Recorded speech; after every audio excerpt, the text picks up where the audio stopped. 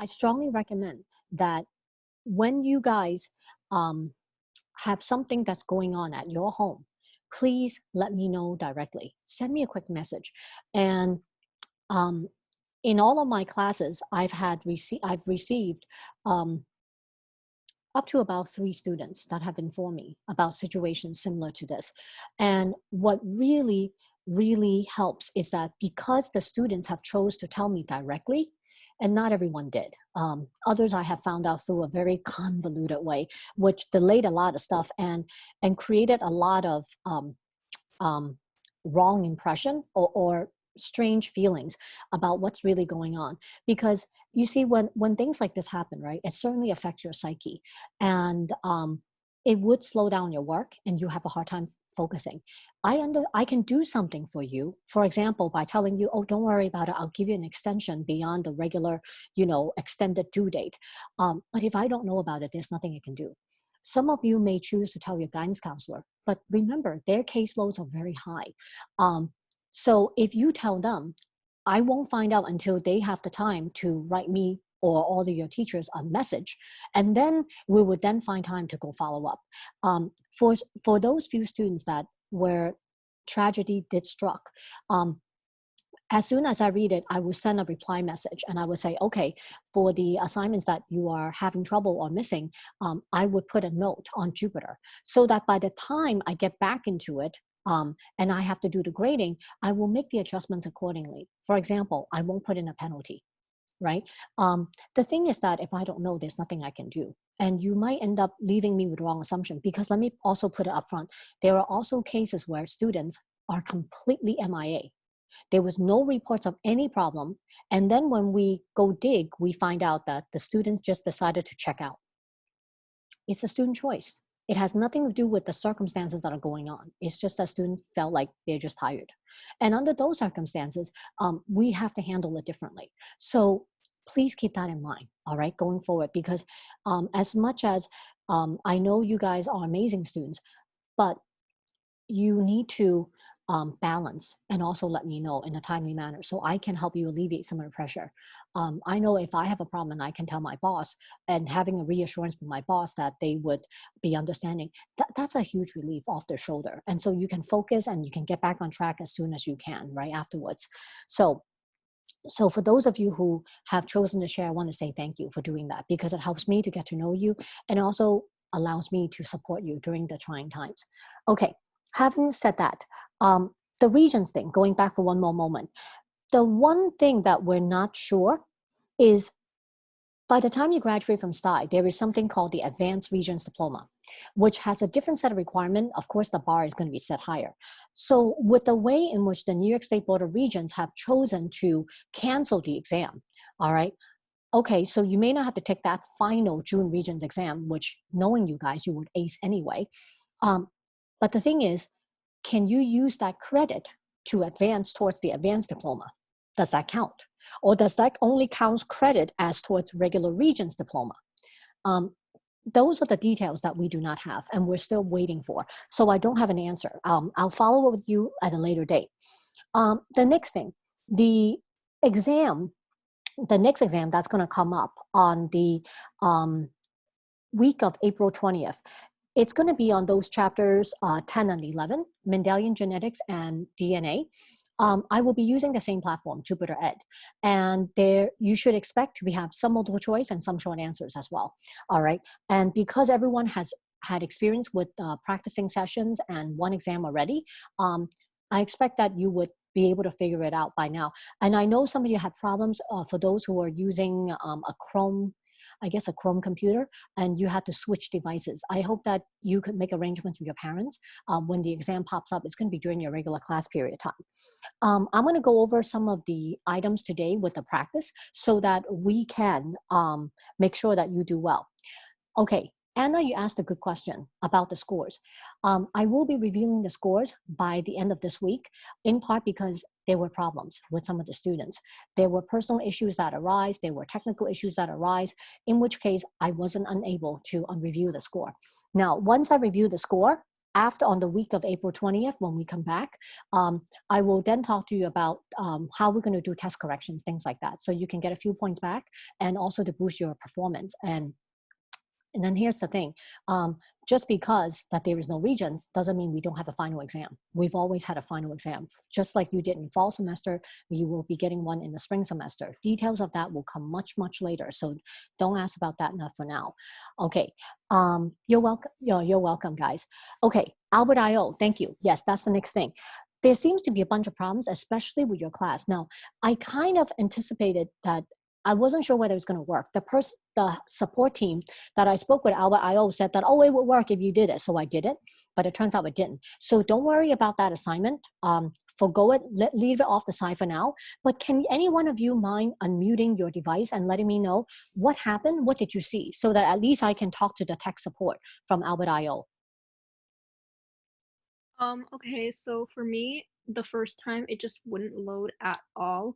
Like it just had the loading thing, and then it just like I kept it on the screen for like 30 minutes, and I just like didn't do I did something else, and it just would not load. But then like when you emailed us on Jupiter, it worked the second time. Okay. Okay. So somehow through Jupiter it worked, but did any of you get the direct invitation from Albert IO? Yes. Hi. Hi, So hi, Sloan. yeah, so I got the direct link. It for me, like I clicked on it, it took me to albert.io, and it just like it was just it just showed like my geometry class, which also uses albert.io. It didn't show that later. And then later when I just like clicked on the link under the assignment later on when I came back to it, and then it took me directly to the thing, and it said, do you want to join this class? I hit join, and then everything loaded completely fine, timer, everything. Okay. Can I ask, did anyone here have a smooth experience with Albert IO? Just so I have some sense of the range of experience. Hannah, you did. Hannah, can you share a little bit? And okay, and maybe in Vanna? Go ahead. Yeah, so for me, I just clicked the link you gave us in Jupiter, and I had an email sent to my inbox, and I joined the class and used the link you posted in Jupiter, and I was able to do everything smoothly. Okay. And Vanna? As Sloan, where I was invited to the class and then I saw the assignment. Okay. And it worked. Yeah. Okay, okay. So this is really surprising. For some, I've had students in another class that they said it took them 3 days of queuing or repeated attempts before it finally got through. I have a suspicion that maybe their website is overloaded. Like too many people signing on, because everyone is going for these online platforms, and Albert IO seems to be a very comprehensive one. So that could be an issue. I'll double check. Shivani, you said, is it possible that it's a browser issue? Sometimes it can, especially if you're downloading and using for the first time. You may have to close off all your browsers or restart your computer for it to work well. Let's see, Melody, you didn't get an invitation. You clicked on a link, Jupiter, and received an invitation to join the class. I accepted and was able to view. Okay, okay. All right. So can I assume, my students, that because now right now the whole class is here, can I assume if I didn't get the assignment from any one of you, that means you still could not log in? Can I make that assumption so that I know how I could juggle and talk to the support staff at Albert IO? Okay, for Kiara's experience, every time you click the link that load indefinitely. Jeffrey, you never got the invite. Hey, Jeffrey, if you never got the invite, did you click on Jupiter and see if that worked?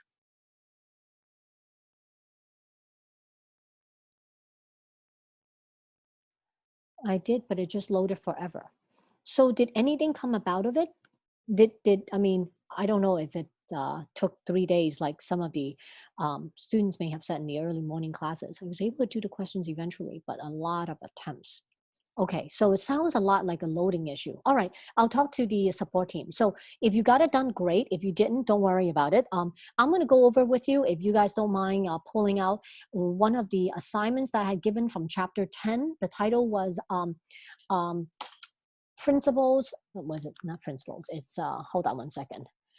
The title for the assignment is Chapter 10, Practice Problems for Different Types of Inheritance. I'll go over that with you in a few moments, okay? I want to go over the answers. And by the way, in order for me to kind of get a sense on how many students did it and hasn't done it yet, you may have noticed on Jupyter that I put a slash line on it. That's not a final grade. That's just for me to get a tally on how many students and who didn't yet, but that doesn't mean you're getting an F. If you haven't already done these questions yet, which we're going to go over the answers to, then just get it done, upload it, and you'll be fine. All right? Don't worry about the slash because that's really for me. Okay, next item. Let me talk about the exit challenge for Chapter 11A. Now, I'm going to assume for a moment that all of you had already looked at the lecture for Chapter 11A. Are there any questions about the content of Chapter 11A? Because I'm going to go over the exit challenge with you. But I want to take some questions about contents first.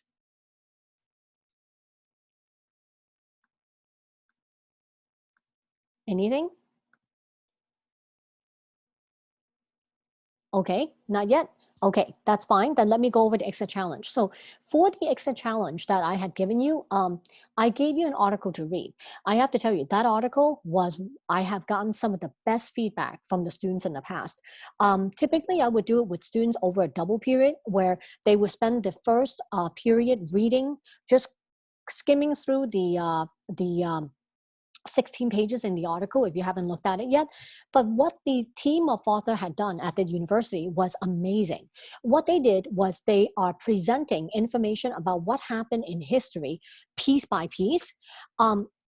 In a chronological order to show you scientist A, like Erwin Chargaff, discovered the concentration of nitrogen bases between A and T, C, and G. And then who was the one who discovered that it was the phosphodiester bonds that held the sugar and phosphate together? Who discovered it was the non-covalent hydrogen bonds that will hold the base pairs? What it does is that it tries to unveil to the readers how were pieces of information being discovered in an uncharted territory. It is very much analogous to what scientists today are going through with trying to understand with the new coronavirus, right? There's no roadmap. There's just some idea, but everything has to be tested and no one knows exactly what the answers are. The treatments, the cure, the vaccine, how do you really make it? Which one is really gonna pan out and work? The whole purpose behind this assignment is on two fronts. For one, it is a way for you to learn the contents of the structure of the double helix, and also to see how in practice in science, how things unfold. By the time you're done reading, going through the document, you will realize that what Watson and Crick was able to do was essentially synthesize all of the discoveries that were made by prior scientists and giants, and then put them together right after they were able to take a look at the photograph number 51 from Rosalind Franklin. That's the documentary that I wanted you guys to take a look at. That's the other assignment, which I'll talk about. So when you do this assignment, I am not looking for annotations. As a matter of fact, I don't want you to upload it.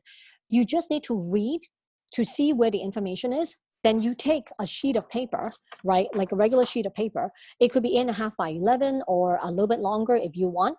Draw out the DNA structure. Now, in the lecture, I have given you two samples. If you think about the last diagram that I had shown you, on one side is a very detailed structure of the DNA where you can see the sugar phosphate and the nitrogen base pairs. On the other side, you have a simplified drawing of a double helix where they are just simple color-coded parts that shows you what the components of DNA are, but without showing you what types of bonds and the 3' to 5' arrangements or what type of bonds they are. In the past, the students who score, who did particularly well, are those who actually would at least draw half of that diagram in the detail format, or at least have the detail format really clearly expanded, like kind of like a bubble type of drawing, leaving the rest of them could be a schematic, a simplified diagram. And in the expanded version, you can see the types of bonds that are holding the molecules together, what those nucleotides consist of, and have the base pairs color-coded so that you can see A and T is always bonded together, C and G is always bonded together. Because what I'm expecting from you is from the reading, you would put an arrow or a line to A and T, C and G that would next to it have a name called Erwin Chargaff. the year the publication was made, the institution he was working in at the time, and then give 1 to 2 sentences of a caption of what was actually discovered. So for instance, you might want to write down, oh, he discovered concentration of nitrogen bases between these species of organism, then you give a short list, right? So the concept is it's going to be a short little thing, a little description for different aspects of the double helix. Now, if you recall in the lecture, there was a slide that I kind of just clicked over and glossed over because I said I was going to come back to it later. That's the work of Linus Pauling. Watson and Crick were not the first ones that came up with a DNA model. It was Linus Pauling.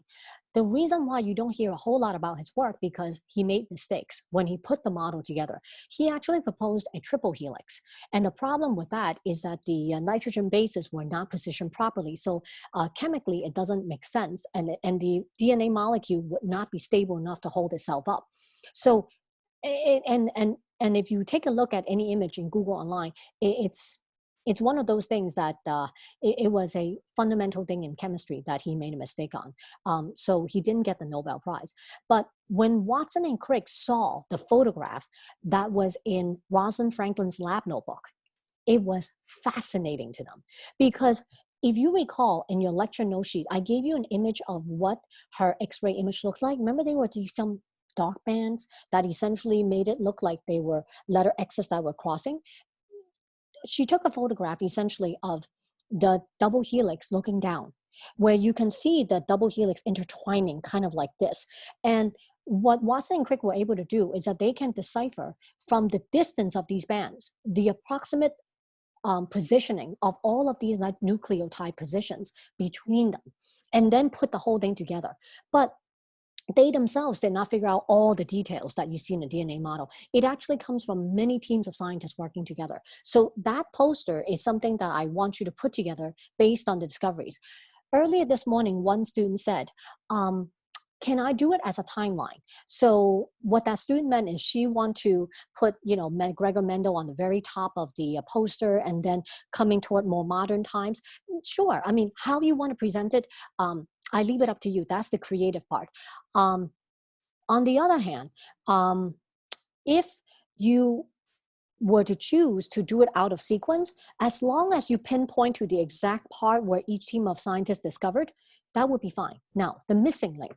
The missing link are the other aspects of the DNA molecule that are not mentioned in the article. You need to do a little bit of research on that and put in what some of those missing links are, meaning who discovered these type of bonds, or like the ones I mentioned earlier, or who figured out the configuration between the major groove and minor groove, right? Who made that discovery? And do a little bit of quick reading and you can insert it, all right? Now, this particular article, you can do it. I would recommend do a little bit at a time. The reading itself actually is quite fun and easy to read. I was very much surprised by how much the students liked it last year for all the classes I work with. And so I hope you would have a good experience too. I would say maybe do 2 pages at a time per day, and it will be easy reading and you can just add to your diagram. But remember, this hand-drawn diagram is meant to be just one diagram, all right, not extremely long one. Quite honestly, students, if we were in school, I would have made it open option and you can choose to build a model. But because getting materials is hard, I don't want you guys to venture outside so that you think you can get a higher grade from that. That's why I'm asking all of you just do a picture by hand, all right, as a form of review and learning material.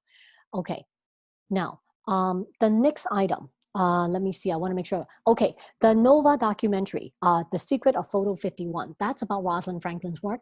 The documentary is about 45 minutes to 50 minutes long. It's really well done. It showcases a lot of the scientists that are still alive today, who knew Rosalind Franklin, who knew Watson and Crick, who knows about their personality, the interpersonal issues that Rosalind had in her laboratory. And so take a look at documentary. When you're done, I want you to write a 1 page, which is essentially about 3 or 4 paragraphs on one side of the page, I'm thinking in terms of double spacing. Some of you may be thinking about single spacing, knowing some of you. Leah, no 20-page, please. I know you're good with that. But then also give me a 2-paragraph critique of what you thought about the documentary itself, your personal response to it. Okay. Both of these assignments has a regular due date and there's an extended due date. I totally expect to get it from you by April 20th. So you have a week and a half to take this slowly. You won't be seeing me posting any more assignments for this week or next week. Next week, there's going to be a different schedule for all of you. I don't know if the school had emailed you yet. I will be running my office hour during period 2. And by the way, this goes for every single class. You will be invited to work with your guidance counselors and do cultural activities for the entire week of next week. And all of the subject teachers would be asked to run office hours, either period 1 or period 2. I would be assigned to period 2 because that's when I start my day. So if any one of you want to talk to me about or show me the poster or anything you have done to make sure you do really well, and for you guys it'll be part of your research grade, then feel free to do so, right? We can set up these quick appointments, but let me know ahead so that I can set the time around and so that we can avoid a time conflict. Okay, I've spoken quite a bit up until now. Before I go over the answers, any quick questions? I try to answer some of the ones that you guys have. Oh yeah, you submit the poster normally. Just make sure it's a good, clear, focused image. So I remember the ones I got last year, they were so good. Kids did an amazing job. Okay, when we add the missing links, do we need to add the websites to where we found the information? Yes, please provide the source. Sometimes students don't like to, they are worried about space. If that's the case, maybe put a little asterisk for the name of the scientist that is the missing link, and then put the source on the bottom of the poster. That is fine too. Or in the back of it if you want to.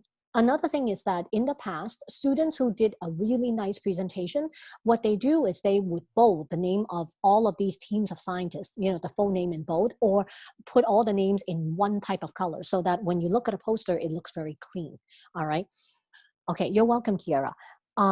Okay, if you don't have any questions, let's go over the answers for the practice problems. And then if you guys have any more questions, I still have some time, I can answer you guys, all right? Can you do me a favor? When you guys answer me on the chat, can you please type down the number of the question? I will share it with you. This way, as we upload the letters, we know which ones we're referring to. Question 1, an example of a genotype is what?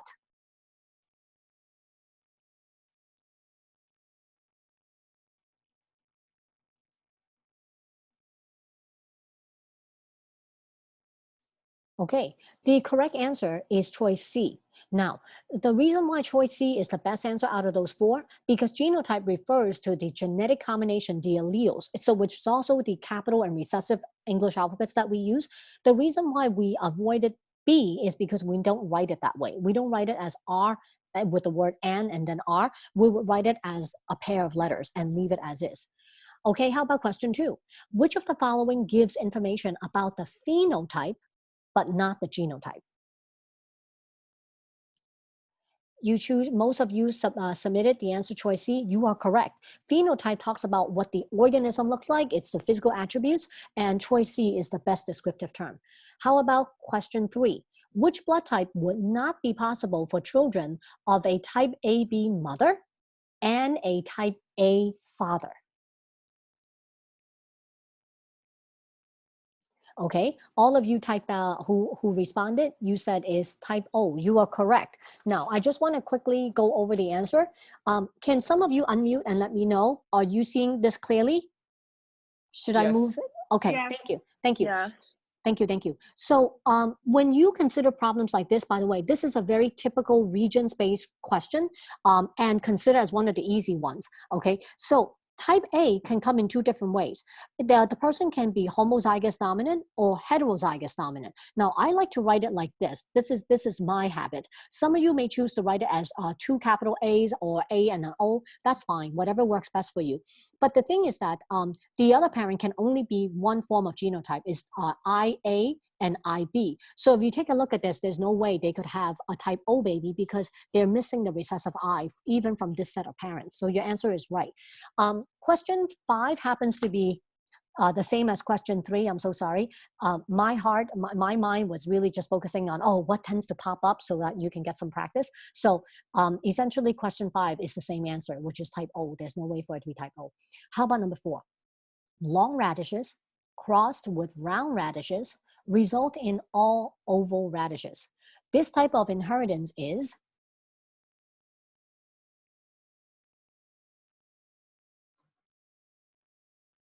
okay, some C's and some D's. Can any one of you tell me why do you think it would be codominance?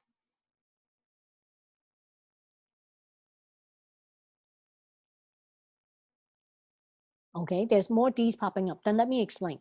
It will not be codominance because codominance means the baby would exhibit both of those traits at the same time. So the radish would have to be both long and also round at the same time. But that's not what the answer had given us. They told us it was just oval in shape. So the correct answer is actually D, incomplete dominance, because the baby does not resemble either of the parents. And in this case, the length of this radish is a dominant trait over the roundness of it. So the oval shape is an incomplete because it's in between the two. All right. And it's certainly not a multiple allele not an example of multiple allele. If they talk about like skin complexion, body height, those you should know, those are multiple allele. And of course, blood typing. Okay, how about question 6? The inheritance of the ABO blood groups in humans is best explained by the fact that of the 3 alleles, an individual must inherit how many? Good. Choice B is correct. You need 2. You need 1 from mother and 1 from father. All right. Question 7. 2 parents, both heterozygous blood type A, produced a child. What are the chances that the child has blood type A? Okay, a lot of you are choosing choice C. Okay, you are correct. Now, can you tell me, is this clear? Can you see this? Yes. Thank you. Okay, so because they're both heterozygous, it's written like this. Heterozygous, I capital to the capital A with a little I, or you can write A and O, right? But because each parent has the I allele, so there's a chance for baby to have blood type O. But because A is a dominant trait, so 3 out of 4 of these squares means 3 out of 4 chances would be type A, or 75%. Students, just keep this in mind, right? Some of these questions for many of you, especially in this research class, you may find it easy because you're fast learners. However, you also want to be correct. The reason why I want to bring this up to you again is because when they do open up the SAT-2 exam, and that might still happen, we're still waiting for the answer. In 1 hour, 60 minutes, you have to be able to answer 80 questions. That's equivalent to approximately 3/4 of a minute. Right? In 45 seconds, you have to be able to get it right. So, and on the SAT exam, if you guess, you get penalized. So you want to avoid guessing. And you would only get credit if you answer correctly. Okay, now let's move on to question 8. 2 newborn infants in a hospital lost their ID tags. One baby had type O blood while the other had blood type AB. If 2 possible sets of parents of these infants had the following blood types, one set was type AB and type A, while the second set was type A and type B, using Punnett squares, can you determine which set of parents could have had the baby with type O?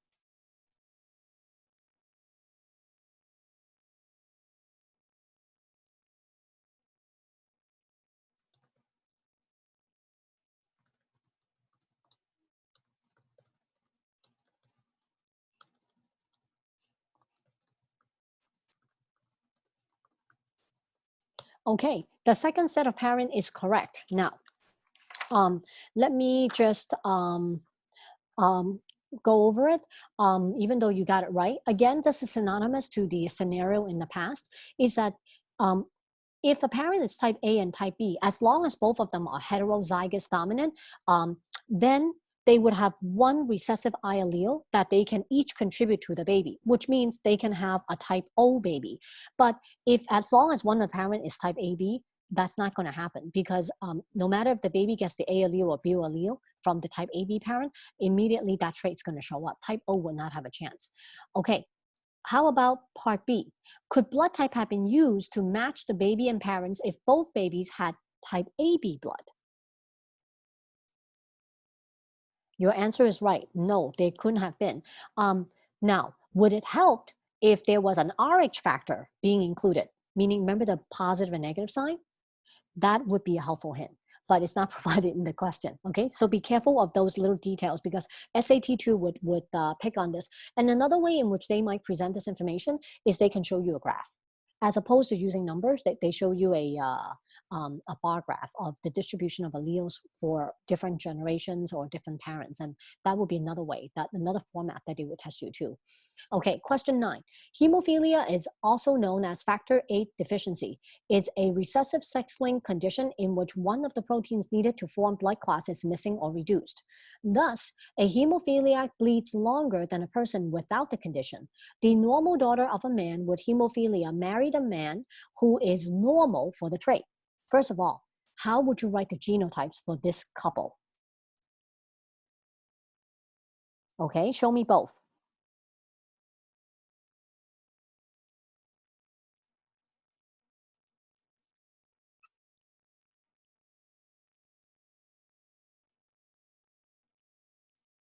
Okay, so now I'm going to show you the answer. Majority of you have it right. So one thing, whenever the problem involves a sex-linked trait, whether it's X-linked or Y-linked, you have to show the X and X for the female and X and Y for the male, and then you denote the letter right next to it. So this is the answer for this problem. Is this clear to everyone? Can you guys see it? Do I need to move closer? Yes. Okay, so the female, it's X and X, and she is a daughter of a man who has hemophilia. So the father has to give her one of the X chromosomes, so there would be a recessive H and one normal H because there's no mention of the mother, so you can assume that she's normal. So this is her genotype. But for the man, he's normal, so it's X to capital H and then Y. And if you do the Punnett square, this is what you will get. Now using this, let's answer the next two questions. Part B, what is the probability that their future daughter will be a hemophiliac? You should only be looking at the females, which means just the two boxes. 0 is correct. Now, I had a typo. I'm sorry about that. In part C, I meant to ask you about the future son. What is the probability that their future son will be a hemophiliac? 50% or 1/2 is correct. Very good. Let's go on to the last question. Pseudo-hypertrophic muscular dystrophy is a disorder that causes gradual deterioration of muscles. It is seen only in boys born to apparently normal parents, and it usually results in death in the early teens. A, is this caused by a dominant or recessive allele? Recessive is correct. And is it a sex-linked or autosomal disorder? How can you tell? Sex-linked is correct. And your reason? Good. Only seen in boys. That's right. Now, part C. Explain why this disorder is always seen in boys and rarely in girls.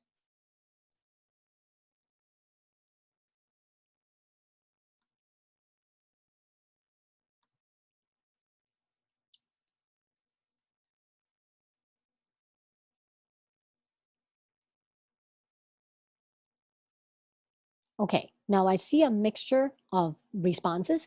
Let me just do some clarification then. All right, so take a look at this again. This is a sex-linked condition, but specifically it is X-linked, meaning the trait for this particular condition is carried on the X chromosome.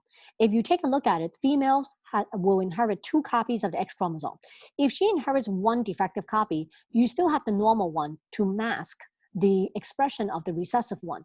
Therefore, the female would still be normal. And so you're not going to see that she has a problem. But for male, he only has 1 X and 1 Y. The Y has to always come from the father. The X is the one that comes from mother. So if he gets 1 defective copy, in this case, he's normal. But if he had 1 defective copy, then immediately he would exhibit the trait. So for females, you need to be hit with 2 defective genes instead of just having 1 to have it become a full-blown symptom.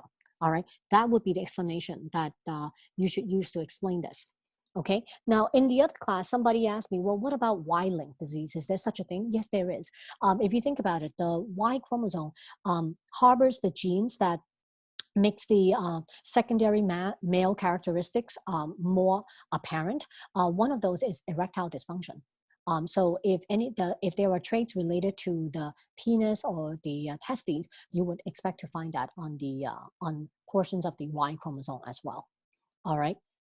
Okay. I went a little bit over time by 2 minutes. I hope I didn't cause any problems for any one of you. If you need to leave, go ahead. I understand. By the way, I set up the Jupyter forum for the exit challenge. So if any questions pop up, feel free to post it there, and I will answer it. So that everyone would know the answer. If you want to stay and ask me some other questions, that's fine. Feel free to stay. But otherwise, thank you all so much for your input and your contributions today. And I look forward to seeing you afterwards. I'll send you another message later on. Bye-bye and take care. And by the way, thank you for all your best wishes. Thank you. You guys too.